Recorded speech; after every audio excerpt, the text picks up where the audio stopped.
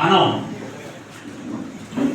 సభ్యుల కోరికపై సమావేశం ఏర్పాటు చేసుకోవాల్సినటువంటి ఒక దౌర్భాగ్యపు స్థితిలో ఈ సమావేశాన్ని ఏర్పాటు చేసుకున్నాం. ఆ మాట అనడానికి కొంచెం బాధ కలిగినప్పటికీ కూడా అది తప్పలేదు.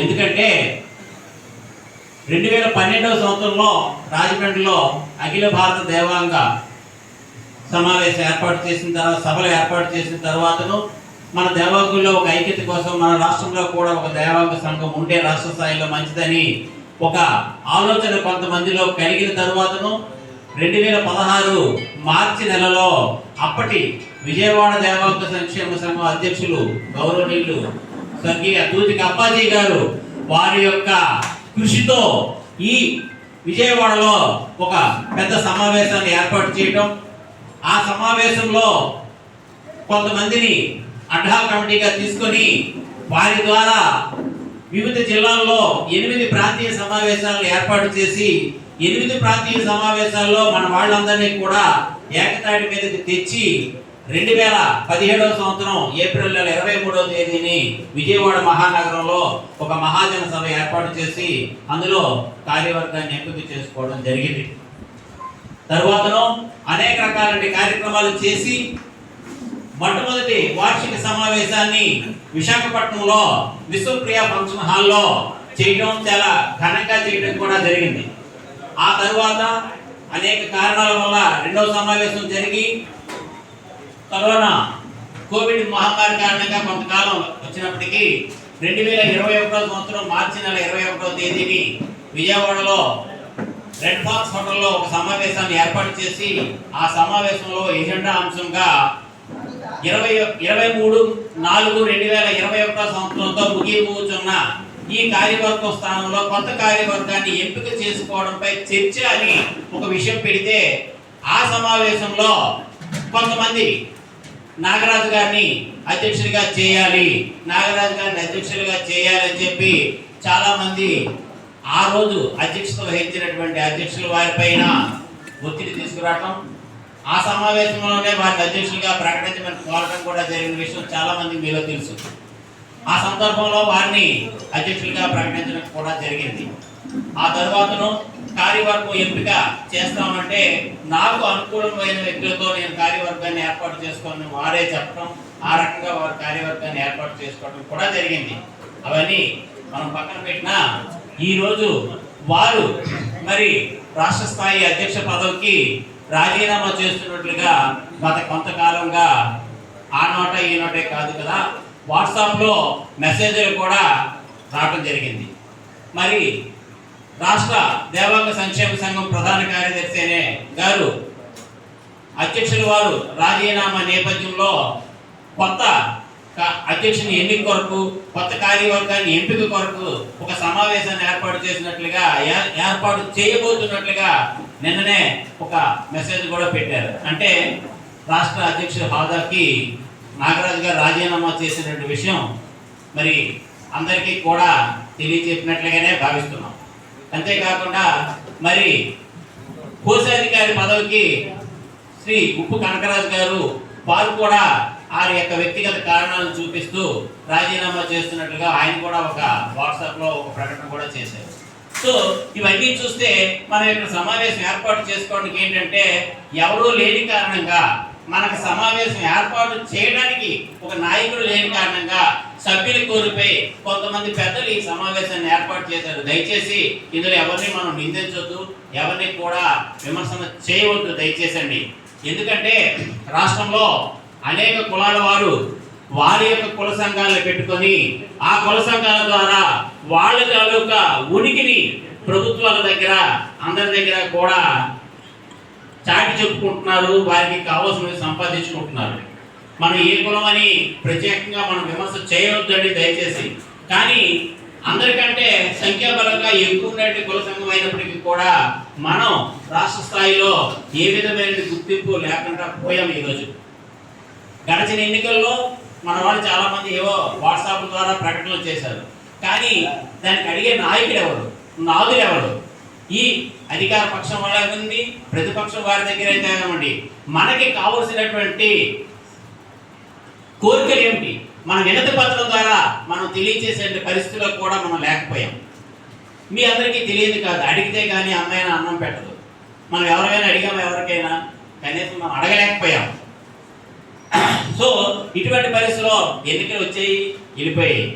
కానీ మన తాలూకా పరిస్థితి అలాగే ఉంది. అంటే ఎన్నికలు మాట్లాడుతున్నారంటే ప్రతి ఒక్క విషయానికి ఈరోజు రాజకీయం అనేది ముడిపడి ఉంది. మీరు ప్రభుత్వం నుంచి మన వికలాంగులకో లేకపోతే వృద్ధాప్యులకో వృద్ధులకో ఒక పెన్షన్ కావాలన్నా రాజకీయ నాయకుడి తాలూకా సపోర్ట్ లేకపోతే జరిగే పని కాదు.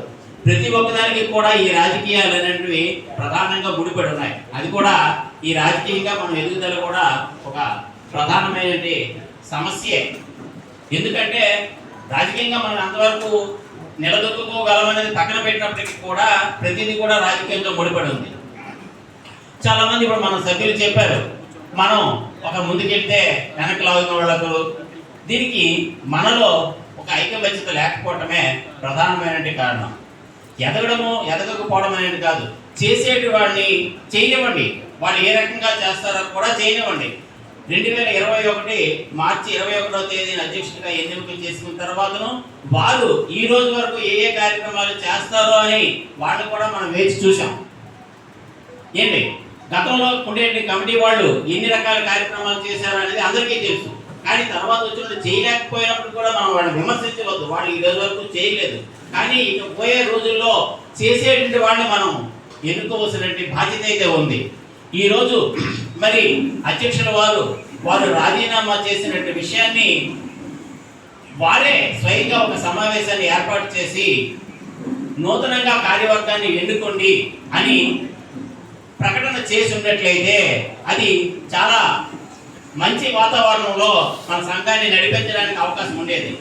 ఇది వారు ఇప్పుడు ప్రస్తుతం ఉంటున్న కార్యవర్గాన్ని పక్కన పెట్టి మనం ఇక్కడ కూర్చొని కొత్తగా కార్యవర్గం ఏర్పాటు చేసుకోవడం అనేది మనం ఎంతవరకు సమంజసం? మన సమంజసాన్ని కూడా మనం సమర్థించుకోవాల్సిన అవసరం ఉంది. వాళ్ళు మనం తీసేస్తున్నామా ఈ సమావేశం ద్వారా, లేదా వాళ్ళు రాజీనామా చేశారు కాబట్టి ఆ రాజీనామాని మనం ఆమోదిస్తున్నామా? సో ఇవన్నీ కూడా సమాధానం లేని ప్రశ్నలు. అంటే ప్రతి ఒక్క ప్రశ్నకి సమాధానం ఉంటుంది, కానీ ఇటువంటి వాటిల్లో మరి సమాధానం లేని ప్రశ్నలుగానే మనం భావించాలి. ఇటువంటి కష్టతరమైన సమయంలో మరి కొంతమంది ఈరోజు ఈ సమావేశాన్ని ఏర్పాటు చేయకపోతే మన గుర్తింపుని మనం కోల్పోయేటువంటి పరిస్థితికి వస్తున్నాము. కాబట్టి మన ఉనికిని గుర్తించడానికి, మన ఉనికిని నిలుపుకోవడానికైనా సరే మనం ఒక సమావేశాన్ని ఏర్పాటు చేసి ఒక కమిటీని ఏర్పాటు చేసుకోవాల్సిన ఆవశ్యకత ఉందని చెప్పి మరి ఎంతో వ్యయ ప్రయాసాలతో ఈరోజు ఈ సమావేశాన్ని ఏర్పాటు చేయడానికి కొంతమంది వ్యక్తులు ముందుకొచ్చారు. మనం వాళ్ళని అభినందించవలసిందే. అనేక మంది పెద్దలు అనేక రకాల సూచనలు కూడా చేశారు. మనం ఎడ్హాక్ కమిటీ ఏర్పాటు చేసుకోవాలని, లేదా కొత్తగా కార్యవర్గాన్ని ఎన్నిక చేసుకోవాలని అనేక రకాల సూచనలు వచ్చాయి. మరి మనం ఇక్కడ చాలామంది గతంలో జరిగినటువంటి పరిస్థితులను బట్టి అయితే మనం ఎడ్హాక్ కమిటీని ఏర్పాటు చేసి గతంలో కమిటీని ఏర్పాటు చేసుకోవడం జరిగింది. మరి అదే విధంగా చేద్దామా, ఇంకే విధంగా చేద్దామా అనేది కొంతమంది ముఖ్యులు మాత్రమే కూర్చున్నట్లయితే దానికి ఒక ముగింపు వస్తుందని చెప్పి నా యొక్క అభిప్రాయం అండి. ఎందుకంటే అందరం కూర్చుంటే 10 మంది మధ్యలో పడిన పాము చాపదనే సామెతలాగా అందరి మధ్యలో కొన్ని సమస్యలు పరిష్కరింపబడకపోవచ్చు, మనందరికీ తెలిసిందే. కాబట్టి కొంతమంది ముఖ్యులతో ఒక అడహా కమిటీని వేసి తదుపరి కార్యాచరణని మరి జరిగించవలసిందిగా మీ అందరికీ కూడా మనవి చేస్తూ, మరి సంఘం అంటే మన వ్యక్తుల సమూహమైనప్పటికీ కూడా అది ఒక వ్యవస్థ. మనం జవాబుదారీగా వ్యక్తులకి ఉండవలసిన అవసరం లేదు, మనము వ్యవస్థకి మాత్రమే జవాబుదారీగా ఉండాలి. అటువంటి స్థితిని మనం తీసుకురావాలి. ఈ వ్యవస్థ ఎవరున్నప్పటికీ కూడా ఇది ఒక వ్యవస్థగా కొనసాగేటట్టుగా చూడాలి. చూడండి, మళ్ళీ మనలో మనకి ఏ విధమైన భేదాభిప్రాయం ఇప్పుడే చెప్పారు కదా. ఇప్పుడు నడుస్తున్న కమిటీలో సుమారు 20 మంది వరకు మేము కార్యవర్గంలో ఉన్నామని చెప్పి ఇక్కడ చేతులెత్తి చూపించారు కూడా చాలా మంది. కానీ వాళ్ళెవరికి కూడా ఆ సమావేశానికి వెళ్ళాలి, ఈ సమావేశానికి వెళ్ళామని వ్యత్యాసాలు దయచేసి చూపించవద్దండి. అందరము సమానము. ఏదైనా ఉంటే నిర్భయంగా ఇది మంచిది, ఇది చెడ్డది అని నిర్భయంగా మాత్రమే చెప్పండి. ఈ సమావేశంలో మీరు తీసుకోబోయే నిర్ణయాలు ఇది మంచివి చెడ్డవి అని నిర్భయంగా ప్రతి ఒక్కరు కూడా చెప్పాలని చెప్పి మీ అందరికీ సభాపూర్వకంగా మనవి చేస్తూ, మరి నాకు అవకాశం ఇచ్చినటువంటి అందరికీ కూడా నా యొక్క హృదయపూర్వక ధన్యవాదాలు తెలియజేస్తున్నాను. జై దేవాంగ.